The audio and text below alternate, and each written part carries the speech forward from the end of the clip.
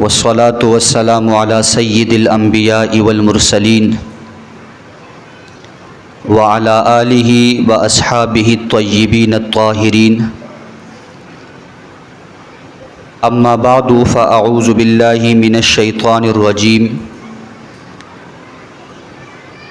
محمد رسول الله والذين معه أشداء على الكفار وقال رسول الله صلى الله عليه وسلم اصحابی کالنجوم فبہیہم اقتدیتم اہتدیتم صدق اللہ العظیم وصدق رسولہ النبی الکریم۔ درود پاک پڑھ لے، اللہم صلی علی سیدنا و مولانا محمد وعلی آل سیدنا و مولانا محمد وسلم۔ امام ابن سیرین رحمۃ اللہ تعالی علیہ بہت بڑے عالم اور بزرگ گزرے ہیں۔ وہ فرماتے ہیں کہ اللہ تعالیٰ اگر مجھے دو باتوں میں اختیار دے دے کہ اے ابن سیرین تجھے اختیار ہے کہ تجھے جنت جانا پسند ہے یا مسجد میں بیٹھنا پسند ہے، تو امام ابن سیرین فرماتے ہیں میں اللہ سے کہوں گا کہ مجھے مسجد میں بیٹھنا پسند ہے۔ کسی نے پوچھا کہ آپ کو جنت کے مقابلے میں مسجد کیوں پسند ہے؟ تو حضرت امام ابن سیرین رحمۃ اللہ علیہ نے فرمایا کہ جنت میں جانا یہ ہماری چاہت ہے اور مسجد میں بیٹھنا یہ اللہ کی چاہت ہے، اور میں اپنی چاہت پر اللہ کی چاہت کو ترجیح دیتا ہوں۔ اس لیے مساجد سے اپنے واسطے کو، اپنے رابطے کو اور اپنے تعلق کو جوڑ کے رکھے۔ نبی کریم صلی اللہ علیہ وسلم نے فرمایا کہ جب تم کسی آدمی کو دیکھو کہ اس کا آنا جانا مسجد میں لگا رہتا ہے تو اس کے مومن ہونے کی گواہی دے دو، اس لیے کہ اللہ کا قرآن کہتا ہے انما یأمر مساجد اللہ من آمن باللہ والیوم الآخر، کہ مساجد کو آباد وہ لوگ کرتے ہیں جو اللہ پر ایمان رکھتے ہیں اور آخرت پر ایمان رکھتے ہیں۔ پھر دوسری گزارش ابتدا میں یہ ہے کہ آپ کو اللہ تعالیٰ نے ایسا امام عطا فرمایا ہے کہ جس کو آپ کی تربیت کی فکر ہے، ورنہ مساجد میں امام ہوتے ہیں وہ اس دروازے سے آتے ہیں، نماز پڑھا کے پھر چلے جاتے ہیں، بڑی مشکل سے ان سے ملاقاتیں ہوتی ہیں، لوگ اس کو ڈھونڈ رہے ہوتے ہیں۔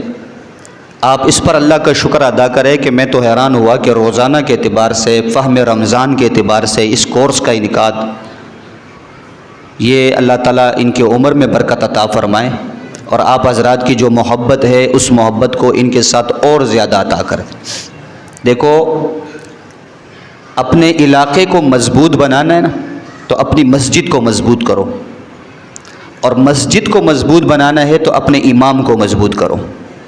آپ کا امام مضبوط ہوگا، آپ کی مسجد مضبوط ہوگی، مسجد مضبوط ہوگی، آپ کا پورا علاقہ محفوظ ہوگا۔ یہ فائدہ ہے مسجد کا۔ بہرحال مجھے جو عنوان ملا ہے وہ ام المؤمنین سیدہ عائشہ صدیقہ رضی اللہ تعالی عنہا کے حوالے سے ہیں۔ عائشہ صدیقہ رضی اللہ تعالی عنہا صدیق اکبر رضی اللہ تعالی عنہ کی بیٹی ہے اور امام الانبیاء جناب محمد الرسول اللہ صلی اللہ علیہ وسلم کی بیوی ہے۔ حضرت عائشہ رضی اللہ تعالی عنہا کی عظمت، فضیلت اور نسبت کے متعلق اگر صرف یہ جملہ کہا جائے کہ حضرت عائشہ رسول اکرم صلی اللہ علیہ وسلم کی صحابیہ ہے، بس یہ ان کی عظمت کے لیے کافی ہے، اس لیے کہ شرف صحابیت، درجہ صحابیت یہ نبوت کے بعد بڑا درجہ ہے، اور یہ درجہ صحابیت اپنی محنت سے انسان کو نہیں ملتا، یہ اللہ رب العالمین کا انتخاب ہوتا ہے۔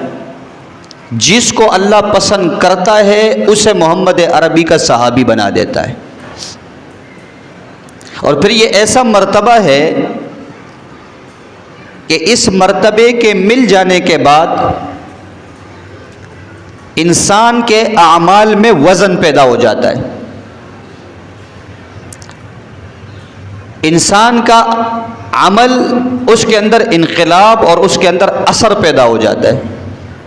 جیسے کہ نبی کریم صلی اللہ علیہ وسلم نے ارشاد فرمایا، اگر تم میں سے کوئی شخص احد پہاڑ کے برابر سونا اللہ کے راستے میں خرچ کرے، وہ خرچ کرنے والا ثواب کے اعتبار سے میرے صحابی میں سے کسی ایک صحابی کے 1 کلو آدھا کلو گندم جو اس نے اللہ کے راہ میں خرچ کیا ہے اس کا مقابلہ نہیں کر سکتے. اب ان کا عمل بظاہر چھوٹا ہے اور آپ کا عمل بڑا ہے، لیکن اس کا عمل ثواب کے اعتبار سے زیادہ اس لیے ہے کہ وہ شرف صحابیت سے متصف ہے، اور شرف صحابیت نے اس کے عمل میں اثر کیا ہے اور اس کے عمل کو بڑا کر دیا ہے. یہ مرتبہ صحابیت جس کو ملا، اس نے اگر عمل کوئی نہیں کیا اور دنیا سے رخصت ہوا تو پھر بھی جنت میں جائے گا. یعنی شرف صحابیت یہ عمل کا محتاج نہیں ہے. ہاں اگر عمل کرتا ہے تو نور علی نور، وہ تو بات کی بات ہے، لیکن اگر کسی کو عمل کا موقع نہ ملا اور وہ دنیا سے رخصت ہوا تو ہم پوری دنیا کے اندر جتنے بھی صاحب ایمان ہیں، جتنی بھی زہد، عبادت، ریاضت، تقوی اور ساری عبادتیں کر لے، وہ جو بغیر عمل کے دنیا سے رخصت ہونے والا محمد کا صحابی ہے، اس کے ثواب درجے کے برابر نہیں ہو سکتے. حضرت اسیرم رضی اللہ تعالیٰ عنہ صحابی ہے، یہ ایک جنگ میں کفار کے لشکر میں اللہ کے نبی کے مقابلے میں آیا ہے، اور اسی صف میں اللہ تعالیٰ نے ان کو ایمان کی دولت سے نواز دیا. تو پوچھا یا رسول اللہ ابھی کیا کروں؟ فرمایا کہ جو کام ہمارے ساتھ کر رہے تھے اب وہ مقابلے میں کرو.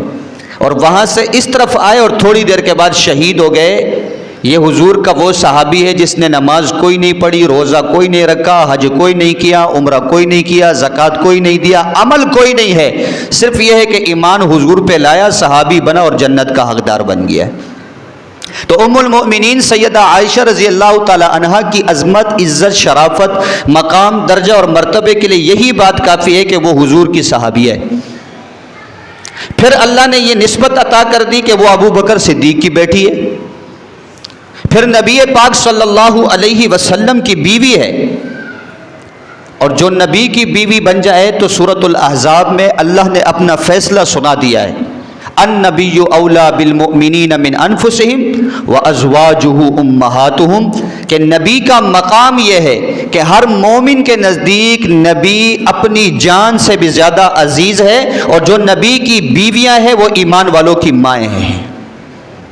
یعنی امہات المومنین، ام المؤمنین، یہ وہ اعزاز اور لقب ہے جو اللہ نے قرآن میں خود نبی کی بیویوں کو دیا ہے.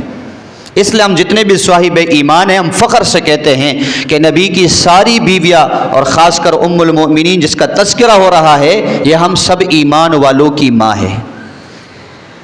اب جو آدمی اس کو اپنی ماں نہیں مانتا اس کا مطلب یہ ہے کہ وہ اپنے آپ کو صاحب ایمان نہیں مانتا. قرآن کہتا ہے نا وَأَزْوَاجُهُ أُمَّهَاتُهُمْ، کہ پیغمبر کی بیویاں یہ مومنوں کی ماں ہیں. اب جو کہتے ہیں میں اس کو ماں نہیں مانتا، اس کا مطلب یہ ہوا کہ وہ اپنے آپ کو مسلمان نہیں مانتا. اور جو کہتا ہے کہ ہم عائشہ کو اپنی ماں مانتے ہیں وہ اپنے ایمان کی گواہی دیتے ہیں. سیدہ عائشہ رضی اللہ تعالی عنہا کی ایک فضیلت یہ بھی ہے کہ جب حضور پاک صلی اللہ علیہ وسلم نے ان سے نکاح فرمایا تو یہ پیغمبر کی 11 ازواج میں سے واحد وہ زوجہ ہے جو حضور کے نکاح میں اس حال میں آئی کہ یہ کنواری تھی. باقی جتنی ازواج مطہرات ہے، کوئی بیوہ ہے، کوئی مطلقہ ہے، واحد کنواری حالت میں جس کے ساتھ نبی نے نکاح کیا اس کا نام عائشہ صدیقہ ہے. اور نکاح کا معاملہ بھی بڑا عجیب ہے کہ جب آپ کی پہلی زوجہ محترمہ ام المومنین سیدہ خدیجہ الکبریٰ رضی اللہ تعالی عنہا کا انتقال 10 رمضان المبارک کو ہوا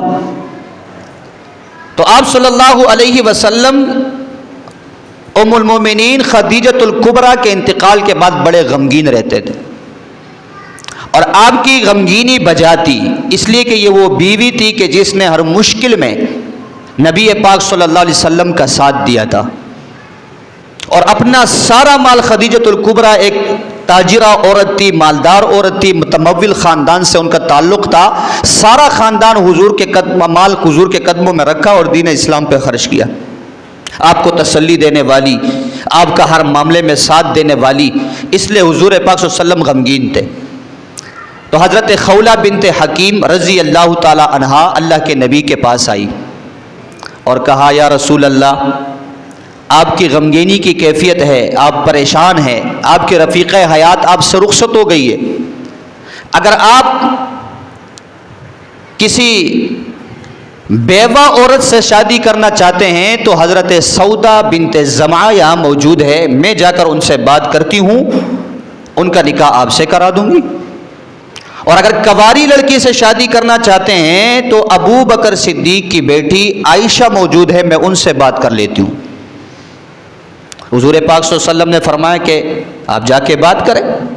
تو حضرت خولہ بنت حکیم رضی اللہ تعالی عنہا ام رومان جو حضرت عائشہ کی والدہ ہے ان کے پاس آ گئی اور فرمایا کہ نبی اکرم صلی اللہ علیہ وسلم نے عائشہ سے نکاح کا اظہار فرمایا ہے. تو وہ سن کر خوش ہوئی، تو نے کہا یار نبی امام الانبیاء کی اگر بیٹی میری نکاح میں چلی جائے تو اس سے بڑا قیمتی مرحلہ اور کون سا ہوگا. لیکن یہ ہے کہ آپ انتظار کریں کہ ابو بکر صدیق آ جائے، عائشہ کا باپ، میں ان سے پوچھ لوں. تو حضرت ابو بکر صدیق کے سامنے جب بات آئی تو حضرت ابو بکر صدیق نے کہا یہ کیسے ہو سکتا ہے، محمد کریم صلی اللہ علیہ وسلم کو تو میں نے اپنا بھائی قرار دیا، وہ منہ بولا بھائی ہے، تو بھتیجی سے کیسے نکاح ہوگا. جب یہ بات اللہ کے نبی کے سامنے آئی تو اللہ کے نبی نے فرمایا ابو بکر میرا دینی بھائی ہے، نسبی بھائی نہیں ہے، منہ بولا بھائی ہے، اور اس کے ساتھ اس کی بیٹی کے ساتھ رشتہ ہو سکتا ہے. پھر نبی پاک صلی اللہ علیہ وسلم تشریف لے گئے اور ابو بکر صدیق رضی اللہ تعالی عنہ نے اپنی بیٹی محمد الرسول اللہ کے نکاح میں دے دی.